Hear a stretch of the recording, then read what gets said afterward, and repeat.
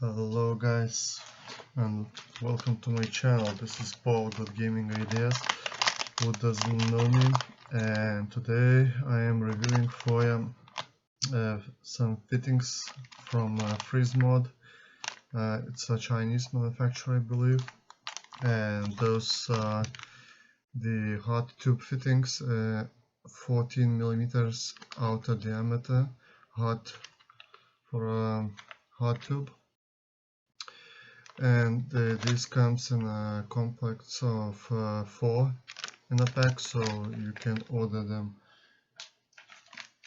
in pieces of 4. So I bought 2 of these, so 8 for my GPU and CPU. So without any further ado, let's look inside. So as you can see, they are packed nicely. I have opened one. So yeah, it comes with 2 O-rings, extra O-rings. As they advertise, it's a free rubber seal system. So yeah, so here this is how it looks.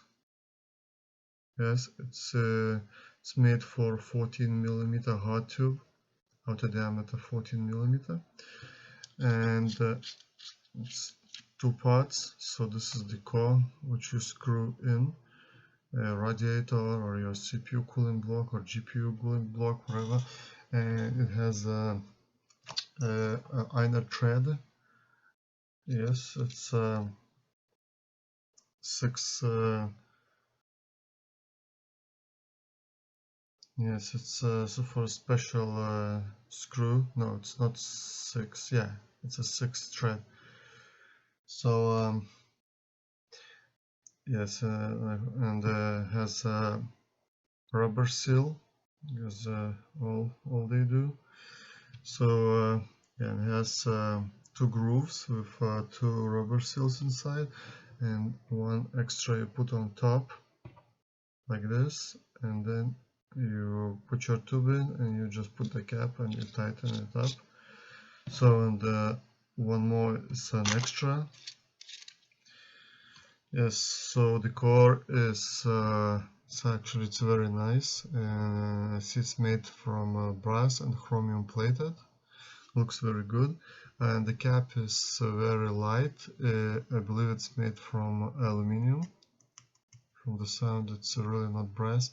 It's very thin, very light, and it's powder coated. In mine are in silver. It has a Freezemod logo. It's yeah, it's very unclear even to naked eye. Yes, so yeah, so this is the fittings for a hard tube system, acrylic or ABS tube.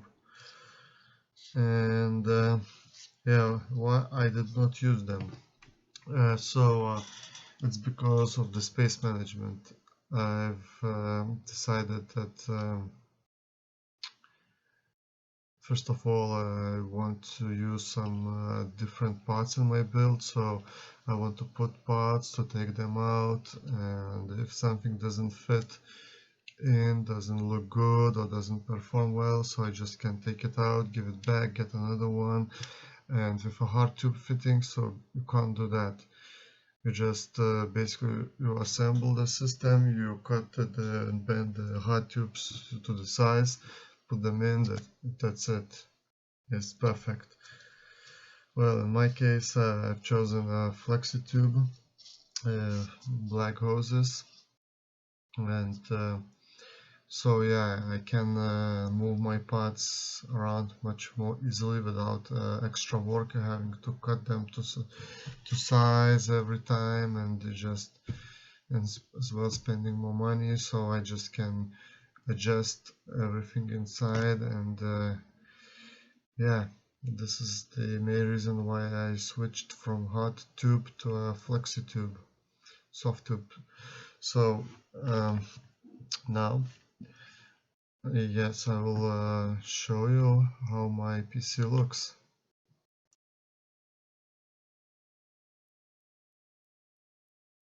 Guys, as you have seen in the picture, it's very tightly packed and there is no much space inside, so yeah, it looks nice. My friends complimented on my build, said that it looks nice, it's very tidy and very clean and a good color scheme. That's really awesome. I really appreciate it, but the bad thing is that it doesn't perform well and it's unsafe. So why it's doesn't perform well, I've already explained in my previous video. It's because of the radiator. The on a 5 gigahertz or cores with EK280 by 140 and 45 millimeters thick radiator. My system overheats quite fast.